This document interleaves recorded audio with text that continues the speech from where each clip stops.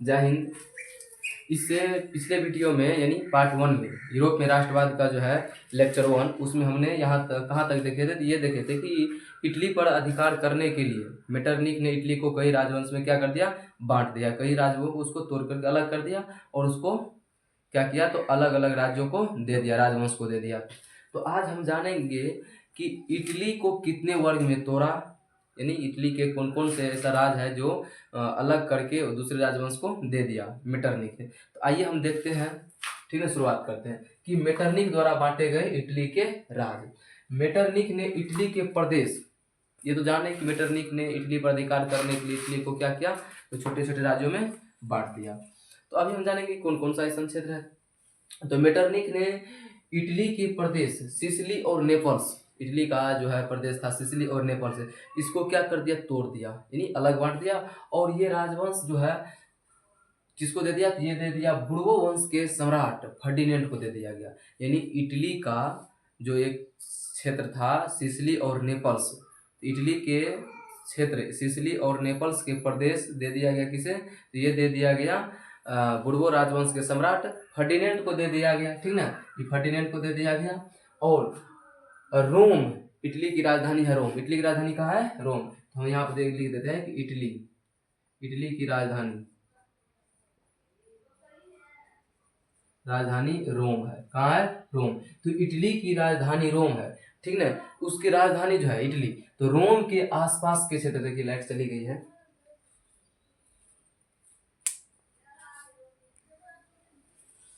कोई दिक्कत नहीं, इस वजह से काम चल जाएगा, ठीक ना। तो इटली के जो है राजधानी रोम, रोम के आसपास के राज्य जो है इसको किसको दे दिया, ये पोप को दे दिया गया। रोम के आसपास के राज्य दे दिया, पोप को दे दिया गया। और इटली के ही एक क्षेत्र था लोम्बार्डी और वेनेसिया, लोम्बार्डी और वेनेसिया पर जो है ऑस्ट्रिया का अधिकार हो गया। इटली के लोम्बार्डी और वेनेसिया पर किसका अधिकार हो गया, ऑस्ट्रिया का अधिकार हो गया। इटली के ही एक और क्षेत्र था परमा, मोडेना, टस्कनी। ये जो है परमा, मोडेना, टस्कनी, ये जो है हेब्सबर्ग राजवंश को दे दिया गया। इटली के परमा, मोडेना, टस्कनी जो प्रांत था ये हेब्सबर्ग राजवंश को दे दिया गया। और जेनेवा और सार्डिनिया इटली का ही क्षेत्र है, तो जेनेवा और सार्डिनिया पर जो है पिडमाउंट राज्य में सम्मिलित कर दिया। जेनेवा और सार्डिनिया को पिडमाउंट के राज्य में सम्मिलित कर दिया गया, ठीक ना। तो ये था इटली का क्षेत्र जिसको मेटरनिक ने तोड़ करके क्या कर दिया, अलग अलग राजवंश को दे दिया गया। यानी हमने देख लिया कि इटली के क्षेत्र सिसिली और नेपल्स दे दिया बुर्बो राजवंश के सम्राट फर्डिनेंड को दिया गया। इटली की राजधानी रोम और रोम के अगल बगल के क्षेत्र को पोप को सौंप दिया गया। लोम्बार्डी और वेनेसिया जो है इस पर ऑस्ट्रिया का प्रभुत्व कायम रहा। परमा, मोडेना और टस्कनी ये हेब्सबर्ग को दे दिया गया, ठीक है। उसके बाद जेनेवा, सार्डिनिया और पिडमाउंट के राज्य जो है जेनेवा और सार्डिनिया को पिडमाउंट में सम्मिलित कर दिया गया। यहाँ तक हमने देख लिए। अब जो हम जानेंगे कि जर्मनी को भी ये तोड़ा था, तो जर्मनी में अब कितना बचा, जर्मनी में 39 रियासतों का संघ अभी तक बचा हुआ था, ठीक है। जर्मनी में 39 रियासतों का संघ कायम रहा। इस पर प्रत्यक्ष नहीं अप्रत्यक्ष रूप से ऑस्ट्रिया का अधिकार था। जर्मनी पर 39 रियासत कायम थे, यानी बचा रहा, ठीक ना, लेकिन उस पर प्रत्यक्ष नहीं अप्रत्यक्ष रूप से ऑस्ट्रिया का अधिकार था, ठीक ना।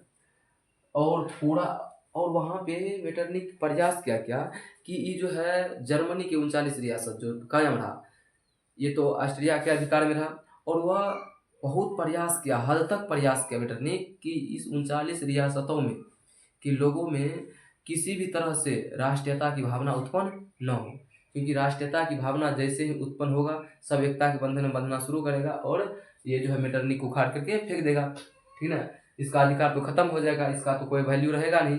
इसलिए 39 रियासतों का 39 रियासतों पर और प्रत्यक्ष रूप से इसका ऑस्ट्रिया का अधिकार था। और वह पूरे प्रयास किया कि यहाँ पर यानी जर्मनी में किसी के यहाँ के अंदर राष्ट्रीयता की भावना उत्पन्न न हो। यहाँ तक देख लिया। अब देखते हैं मेटरनिक ने फ्रांस में कौन व्यवस्था लागू किया। मेटरनिक ने फ्रांस में भी पुरातन व्यवस्था लागू, यानी पुराने जो व्यवस्था प्रचलित था, ठीक ना, वो खराब रीति रिवाज व्यवस्था, वो व्यवस्था पूरा जो है फ्रांस में भी लागू किया मेटरनिक ने।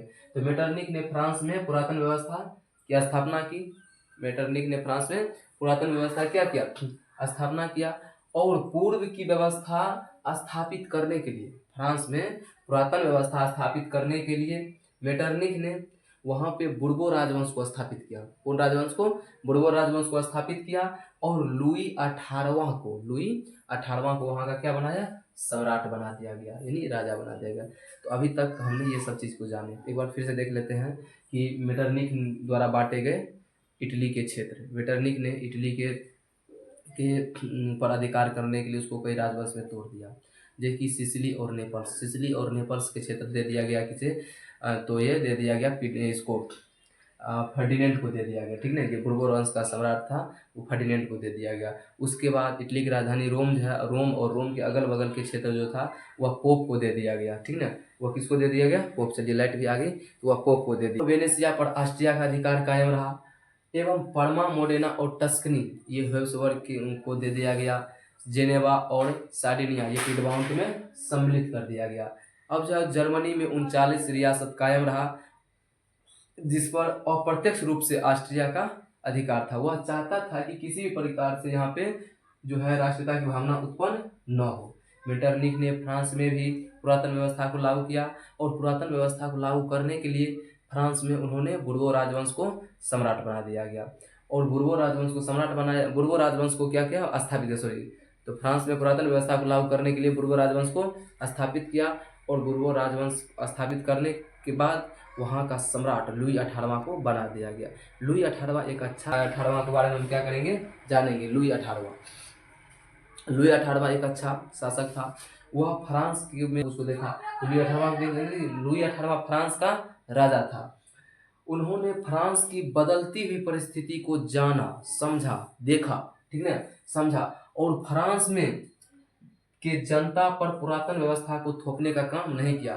फ्रांस की जनता पर जो पुराना व्यवस्था था वह थोपने का काम नहीं किया, और उसने प्रतिक्रियावादी और सुधारवादी के बीच सामंजस्य स्थापित करने का काम किया। प्रतिक्रियावादी और सुधारवादी के बीच मेल मिलाप करने का काम किया। कौन? लुई 18वां, ठीक है। इसी उद्देश्य से 2 जून 1814 ईस्वी को सम्राट का एक घोषणा पत्र जारी हुआ, और यह घोषणा पत्र फ्रांस में 1848 ईस्वी तक कायम रहा, 1848 ईस्वी तक चलता रहा। लेकिन चार्ल्स 10वां ने इसमें कुछ परिवर्तन किया, जिसका भयंकर परिणाम हमें 1830 में देखने को मिला, और इस गृह युद्ध भी हो गया। तो अब हम जानेंगे 1830 की क्रांति क्या है, ठीक है। यहाँ तक समझ में आया? ठीक, एक बार इसका स्क्रीनशॉट ले लीजिएगा, ठीक है। वैसे समझ में तो सबको आ गया होगा, लेकिन तो पर भी स्क्रीनशॉट ले लीजिए, ठीक। अब हम जानेंगे 1830 की क्रांति। 1830 की क्रांति क्या है? आइए 1830 की क्रांति को देखते हैं। तो आइए हम जुलाई 1830 की क्रांति को देख लेते हैं। क्या है जुलाई 1830 की क्रांति? जुलाई 1830 क्रांति, जुलाई 1830 क्रांति हुआ कि चार्ल्स एक्स यानी चार्ल्स दसवां एक निरंकुश और घोर प्रतिक्रियावादी शासक था, जिसने फ्रांस में, चार्ल्स एक्स एक निरंकुश और घोर प्रतिक्रियावादी शासक है। यहाँ पर हम निरंकुश के बारे में जानेंगे। आखिर निरंकुश का मतलब क्या होता है? निरंकुश का मतलब होता है कि जिसपे किसी प्रकार का अंकुश नहीं लगाया जाए, यानी जिसका विरोध कोई कर ही ना सके, करना भी चाहेगा तो वह जो है उस विरोधियों को ही खत्म कर देगा, ठीक है। और निरंकुश शासन का मतलब ये हुआ कि मतलब जनता को दिक्कत हो, सिक्कत हो, कुछ भी हो, उससे उसको कोई मतलब नहीं। वो अपना काम कर रहा, अपने मन में मस्त है, अपने काम में मस्त है, यानी वह जो कर रहा है वही सत्य है और परम सत्य है। ये हुआ निरंकुश, यानी अपने मनमौजी, अपने मन से जो करेगा उसका कोई विरोध नहीं करने वाला होता है, ठीक है, वह निरंकुश है। उसी प्रकार ये पहला चार्ल्स एक्स यानी चार्ल्स दसवां एक निरंकुश और घोर प्रतिक्रियावादी शासक था। इन्होंने फ्रांस में उत्पन्न हो रही राष्ट्रीयता, जनतंत्रवादी भावना जो उत्पन्न हो रहा था, इसको यह क्या क्या दबाने का प्रयास किया, यानी इसको क्या क्या खत्म करने का प्रयास कर रहा था, ठीक है। उसके बाद उन्होंने अपने शासन काल में कई गतिरोध उत्पन्न किए, कई गतिरोध उत्पन्न किए अपने शासन काल में, कई गतिरोध उत्पन्न किए। तो यानी जो अच्छा काम हो रहा था उस अच्छा काम को यह होने के लिए नहीं देता था। जब भी कोई आवाज उठता था उसको यह बंद कर देता था। जब भी कोई अच्छा काम हो शुरू होता था उसमें जाकर के ये विरोध करते थे उसका, ठीक है। ये अपने शासनकाल में कई गतिरोध उत्पन्न किए। और उन्होंने क्या किया कि अपने ही शासनकाल में एक और घोर प्रतिक्रियावादी व्यक्ति था जिसका नाम है पोलीगनेक। उस पोलीगनेक को प्रधानमंत्री बना दिया, ठीक है। देखते चलिए बेला का काम, घटना देखते चलिए कैसे कैसे घटना करता है। तो उन्होंने पोलीगनेक को प्रधानमंत्री बनाया। पोलीगनेक एक से हरामी था। इन्होंने क्या किया, फ्रांस में जो लुई 18वां समान नागरिक संहिता लागू किया था, ठीक है, अपने शासनकाल में। फ्रांस के लिए लुई 18वां तो अच्छा शासक था। उन्होंने समान नागरिक संहिता स्थापित किया कि सभी नागरिक के लिए सभी अधिकार समान अधिकार, यानी सब के लिए जो अधिकार है वो समान अधिकार है, ठीक है। ठीक है, तो समान नागरिक संहिता लागू किया था लुई 18वां, यानी नागरिक के लिए जो एक को मिलेगा वही सबको मिलेगा, ठीक है। सबके लिए अधिकार को समान कर दिया, ठीक है। तो लुई 18वां द्वारा जो स्थापित किया गया था समान नागरिक संहिता, उसके स्थान पर इन्होंने क्या किया, अभिजात वर्ग को, शक्तिशाली वर्ग को क्या किया, अभिजात शक्तिशाली वर्ग की स्थापना की और उसको विशेष अधिकार देने का प्रयास किया। उसको क्या किया, विशेष अधिकार देने का प्रयास किया। अब एक तो समान नागरिक संहिता खत्म भी कर दिया, ठीक है। उसके बाद अभी शक्तिशाली अभिजात वर्ग का स्थापना किया और उसको अधिकार तो था लेकिन विशेष अधिकार देने का प्रयास किया। विशेषाधिकार करने का मतलब जैसे मान चलिए आप सब लोग लाइन में खड़ा है, मान चलिए चले हम लोग गए राशन लेने के लिए, ठीक है, या कहीं दुकान पे गए कौन से, या हॉस्पिटल सीधा समझिए हॉस्पिटल में गए दवाई लेने के लिए, तो हम सबसे पहले पहुंचे। तो हमारा जो है मतलब पुर्जा कट है, यानी नंबर में लगेंगे, मेरा भी नंबर आएगा तो हम जाएंगे। लेकिन कोई व्यक्ति आया जिसका नंबर 100 यानी 10 आदमी के पीछे था, लेकिन उसको तुरंत दवाई मिल गया, तुरंत सब कुछ मिल गया, तो उसे कहते हैं विशेष अधिकार। यानी हम लोग लाइन में, वो तुरंत आया तुरंत लेकर चला गया, वही विशेष अधिकार। तो इसको जो है अभिजात शक्तिशाली अभिजात वर्ग की स्थापना की और विशेषाधिकार से उसको वसूभूत करने का प्रयास किया। उसके कारण प्रतिनिधि सदन में और दूसरे उदारवादियों ने पोलीगनेक के द्वारा इस कार्य के कारण, पोलीगनेक इस कार्य से के कारण उदारवादी और प्रतिक्रियावादियों ने क्या किया, इसका घोर विरोध किया। लेकिन चार्ल्स फैक्स तो अपने आप में है ही है घोर प्रतिक्रियावादी, हरामी है ही है। वो क्या किया, तो इन सब के लिए जो विरोध किया, उस विरोध के उत्तर में, यानी प्रतिक्रिया स्वरूप उत्तर में 25 जुलाई 1830 को 4 अध्यादेश जारी किया और उस 4 अध्यादेश में विरोधियों का गला दबाने का काम किया, उसको जो है उसका अधिकार खत्म करने का प्रयास किया, उसको मारने का प्रयास किया, उसको पीछे करने का काम किया, उसको नीचे दबाने का काम किया, ठीक है। तो उस 4 अध्यादेश से, इसके इस अध्यादेश से फ्रांस में के राजधानी पेरिस में क्रांति का लहर दौड़ गया, ठीक है, क्रांति का लहर दौड़ गई और फ्रांस में 28 जून 1830 ईस्वी में अंततः गृह युद्ध आरंभ हो गया, जिसे जुलाई 1830 की क्रांति कहते हैं। अब एक तारीख यहाँ है, देखिए 25 जुलाई 1830 और 28 जुलाई 1830, यहाँ पे कन्फ्यूजन होगा कि सर जी 25 जुलाई 1830 को उत्पन्न हुआ था क्या, अध्यादेश जारी किया था, और 28 जून 1830 को ये क्रांति उत्पन्न हो रहा था, ये कैसे हुआ। ये पहले अध्यादेश जारी हुआ, उसके पीछे में जो है पहले आरंभ हो गया गृह युद्ध, उसके बाद अध्यादेश जारी हुआ। नहीं जी, हुआ क्या कि 25 जुलाई 1830 को अध्यादेश जारी हुआ ना, लेकिन 28 जुलाई 1830 से फ्रांस में क्या हो रहा था, युद्ध शुरू था, ठीक ना। लेकिन जैसे ही इसके 1 महीना के बाद 25 जुलाई 1830 को अध्यादेश जारी हुआ, 4 अध्यादेश, उससे फ्रांस की राजधानी पेरिस में और क्रांति का लहर दौड़ गया। समझ गए, देखिए आग जला रहे हैं, ठीक है, उस आग में थोड़ा थोड़ा आग जल रहा है, लेकिन उसमें अगर हम पेट्रोल डाल दें, मिट्टी तेल डाल दें, ठीक है, आग क्या हो जाएगा, और ज़्यादा धड़कने लगेगा, ज़्यादा तीव्रता से जलेगा। उसी प्रकार ये क्रांति धीरे धीरे चल रहा था। 28 जून 1830 से ये युद्ध धीरे धीरे चल रहा था, लेकिन जैसे ही 25 जुलाई 1830 को अध्यादेश जारी हुआ, ये युद्ध और भयंकर रूप से प्रारंभ हो गया, और भयंकर रूप ले लिया इसका, ठीक ना। और अंत में क्या हुआ कि लुई फिलिप, ये जो है चार्ल्स 10वां को गद्दी छोड़ना पड़ा। तो इसके अध्यादेश के कारण 1830 ईस्वी में जो है इसका अध्यादेश जारी हुआ था। 25 जुलाई 1830 को 4 अध्यादेश जारी हुआ, जिसके कारण फ्रांस की राजधानी पेरिस में क्रांति का लहर दौड़ा और वहाँ पे गृह युद्ध आरंभ हुआ, जिसको क्या कहा जाता है, जुलाई 1830 की क्रांति कहा जाता है। अब इस क्रांति के बाद हुआ क्या, इस क्रांति का परिणाम यह हुआ कि जुलाई 1830 की क्रांति का परिणाम क्या हुआ कि फ्रांस में जो बुर्बो राजवंश था उसका अंत हो गया। उसके बाद चार्ल्स एक्स जो शासक था, राजा था, उसको क्या किया, गद्दी से हटा दिया गया, यानी उसको गद्दी से उतार दिया गया। गद्दी उससे उतारने के बाद उसको इंग्लैंड भेज दिया गया। यानी चार्ल्स एक्स 18 जुलाई 1830 क्रांति के बाद चार्ल्स एक्स गद्दी त्याग दिया और इंग्लैंड चला गया।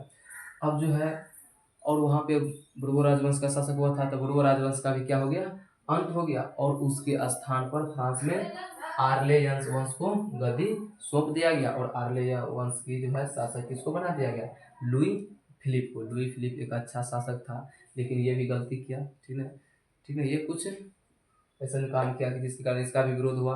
विरोध तो अच्छा का भी होता है, खराब का भी होता है, लेकिन इसका भी विरोध हुआ और इसके कारण 1838 क्रांति हुआ। लेकिन अब हम जानेंगे कि जुलाई 1830 की क्रांति के बारे में, और इसका जो है प्रभाव किस किस पे पड़ा, इस क्रांति से क्या प्रभाव पड़ा, इस क्रांति के का परिणाम क्या हुआ, इन सब चीज़ को हम क्या करेंगे अभी और जानेंगे। जुलाई 1830 की क्रांति का प्रभाव देखते हैं।